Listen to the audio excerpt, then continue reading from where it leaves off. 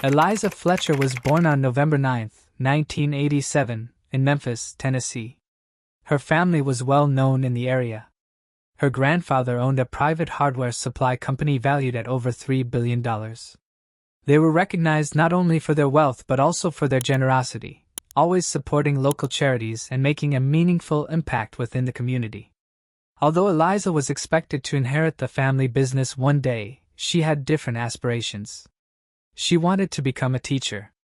She completed her education at a private high school, continued to the University of Memphis, and eventually earned her master's degree in education.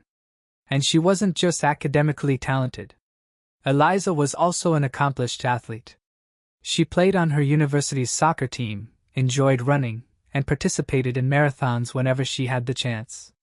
After graduating, she obtained a position as a preschool teacher, and from the very beginning, it was evident that she was perfectly suited for the role. Eliza had a natural bond with children, and they absolutely loved her. She was also very active in her church. During one of the services, she met a man named Richard. The two began dating, eventually married, and had 2 sons together. Since then, Eliza had devoted herself to raising her children and continuing the work she loved at the preschool. She and her husband were also passionate about the outdoors. Whenever possible, they would go hiking, camping, or set off on family road trips. Eliza remained extremely committed to her fitness routine. She went running almost every morning, and true crime podcasts were always playing in her earbuds. She practically never ran without one. In 2022, when she was 34 years old, Eliza was in the midst of training for the Boston Marathon. She had been running more frequently than usual, and to accommodate her schedule, she began going out around 4 a.m. That way, she could complete her run and still be home in time to have breakfast with her family before leaving for work. On the morning of September 2nd, Eliza woke up before sunrise and set out for her usual run. She lived near the University of Memphis and loved running through the campus. Her typical route was about 4 miles out and back, roughly an hour round trip. But that morning, something felt wrong. When her husband woke up and realized Eliza still wasn't home, he sent her several text messages but got no response. Then he started calling her, but she didn't answer. That was completely out of character for Eliza. She was scheduled to work the early shift that day, and she took her job very seriously. So, Richard decided not to wait any longer and contacted the police around 7 a.m. Detectives immediately sprang into action. Based on what they knew at that point, it didn't appear that Eliza had simply gone off somewhere on her own. According to her husband, she had only taken a water bottle and her phone with her, so it wasn't as if she had plans to go anywhere after her run. Since Eliza usually ran near the university, police reached out to the school's administration and asked them to alert students, just in case someone dangerous was in the area.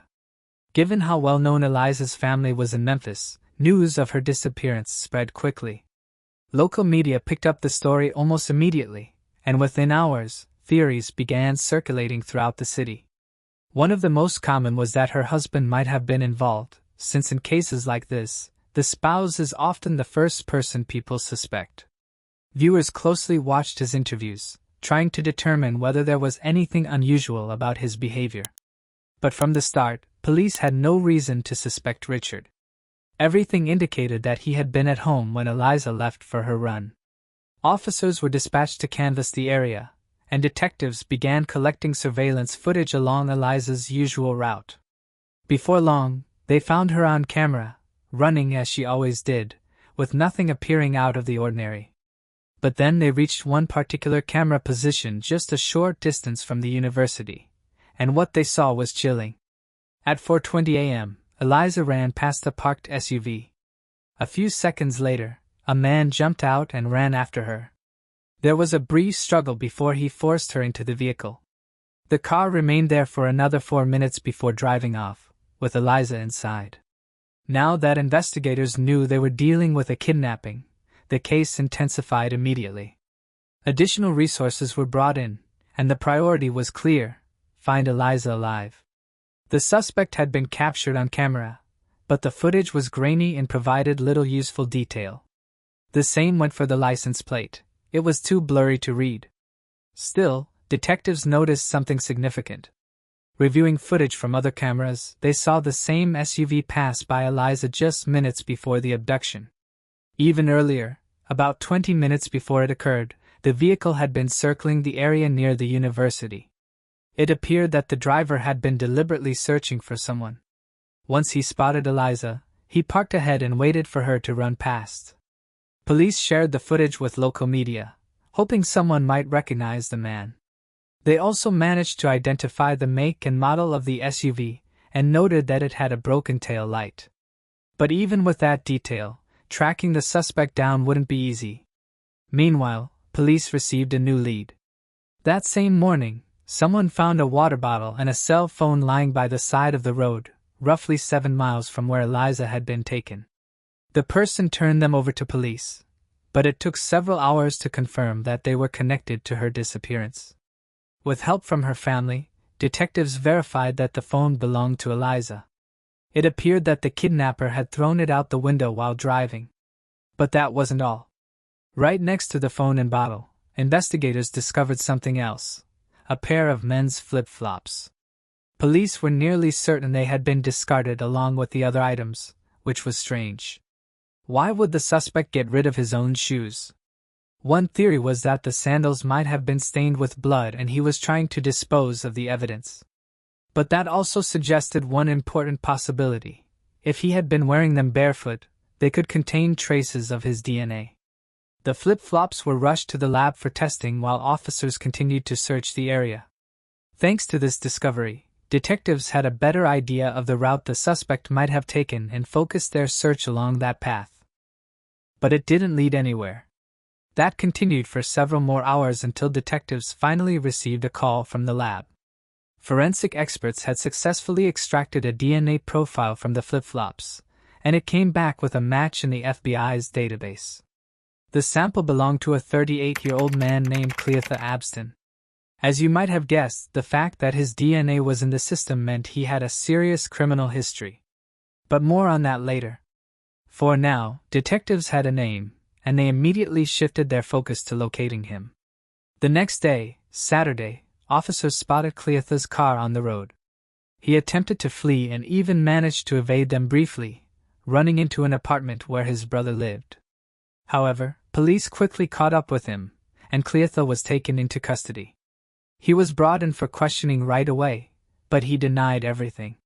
He claimed he had nothing to do with the abduction and said he didn't even understand why he had been arrested. While detectives continued trying to get him to talk, officers interviewed his brother, and what he revealed raised suspicions. He said that on the morning of the abduction, Cleatha had come over, thrown some clothes into the laundry, and started cleaning his car obsessively, which was very unusual. Detectives obtained a warrant to search both Cleatha's car and his brother's apartment, hoping to uncover something useful. The apartment didn't yield anything related to the case, but police arrested the brother anyway after discovering illegal weapons and drugs inside. As for the car, forensic technicians found traces of blood, and testing confirmed that it belonged to Eliza. Even then, Cleatha maintained his innocence, and refused to say what had happened to her. Once again, detectives were left with more questions than answers. They still held out hope that Eliza might be found alive, but with each passing hour, that hope grew fainter. The search continued through Monday until later that evening when detectives received a call from one of the search teams. A woman's body had been found in a patch of tall grass on an abandoned property, just a few hundred yards from where Eliza's phone had been recovered. Investigators were almost certain it was her, but they had to wait until the next day for official confirmation before making an announcement. The medical examiner later confirmed that the victim had multiple scrapes and abrasions, and the cause of death was a gunshot wound to the head. Her shorts were missing when the body was discovered, though police later found them in a nearby trash bin. Still, investigators did not publicly confirm whether a sexual assault had occurred.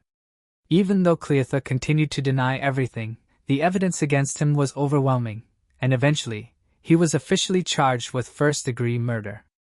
Given how closely the public had followed the case and how extensively it had been covered in the media, the confirmation of Eliza's death triggered a wave of anger and heartbreak throughout Memphis.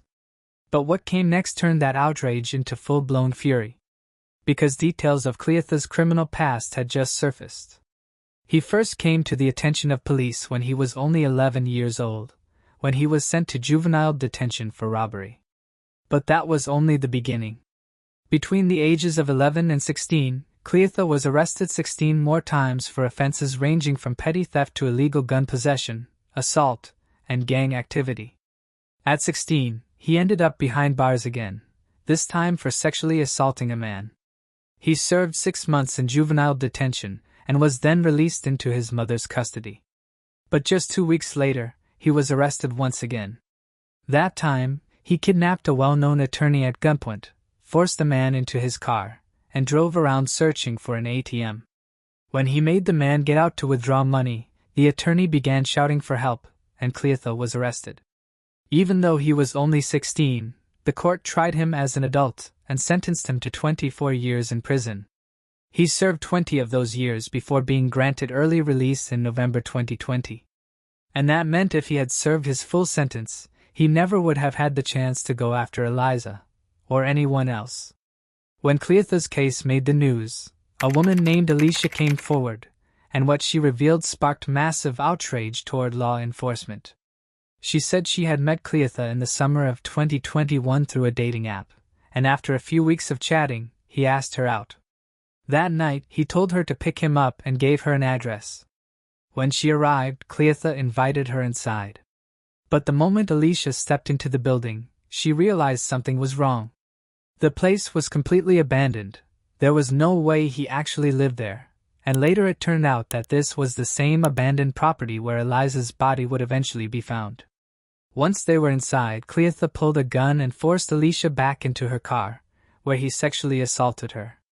At the time, she was 4 months pregnant, and she told him that, hoping it might make him stop. But it didn't. After the assault, Cleotha walked away, and Alicia drove herself to the hospital and reported everything to the police. Forensics collected DNA evidence, and she provided investigators with his dating profile, which included his name, photo, and phone number. At this point, you're probably wondering the obvious.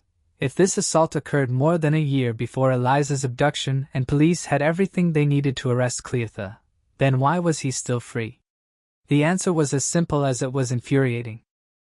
Police simply didn't finish the case. Even though they had his DNA, his name, his photo, and his phone number, they failed to file the report in time. In fact, the DNA sample collected from Alicia's case wasn't even uploaded to the FBI's database until after Eliza was murdered. When public outrage erupted, the police department responded by saying they had been short-staffed, so they just never got to it. In truth, the system had failed Eliza not once, but twice. First by releasing Cleotha from prison 4 years early, and second by neglecting a case that could have put him back behind bars long before he had the chance to harm anyone else. Desperate for justice, Alicia even filed a lawsuit against the city, but it was dismissed. Only after Eliza's murder did Cleotha finally face charges for that assault. But by then, it no longer made a difference, because Cleotha was already behind bars, and prosecutors had made it clear that they would be seeking the death penalty. Still, Cleotha continued to deny everything, and surprisingly, his entire family stood by him. His mother even told reporters that she believed her son was innocent because he told her he hadn't killed anyone. She also described him as a kind and good-hearted person. But the truth was, Eliza wasn't even his last victim. Just 1 day before her murder, Cleotha, who worked for a cleaning service, had shown up for a shift at a movie theater. That evening, another employee discovered that 2 of her credit cards were missing, and someone had already started using them. When she checked the surveillance footage, she saw Cleotha stealing her cards. And here's the detail that truly stood out. In that footage, he was wearing the same sandals he later discarded alongside Eliza's phone and water bottle. Unfortunately, the woman didn't have the chance to report the theft in time, so those charges were only added to his growing list after Eliza's murder. In the end, Cleotha was sent to prison to await multiple trials. The first was for the assault on Alicia, and in May 2024, he was sentenced to 80 years in prison. Then came the trial for Eliza's murder. Prosecutors were still pursuing the death penalty, but eventually, Cleotha was offered a plea deal, plead guilty in exchange for life in prison without the possibility of parole. After some consideration, he accepted the deal, and in October 2024, he was officially sentenced, ensuring that he would spend the rest of his life behind bars. So yes, he avoided execution, but at least now he will never have the chance to harm anyone again. This case ultimately became yet another example of how the justice system, through early release and years of inaction, allowed a violent man to remain free and continue committing crimes, even though there had been numerous red flags that should have kept him incarcerated. In Eliza's memory, thousands of people came together to run the same route where she had been taken, finishing the run she never had the chance to complete. If you found this case intriguing, make sure to like and subscribe. We upload new crime case videos every night. Stay tuned, and brace yourself for what's coming next.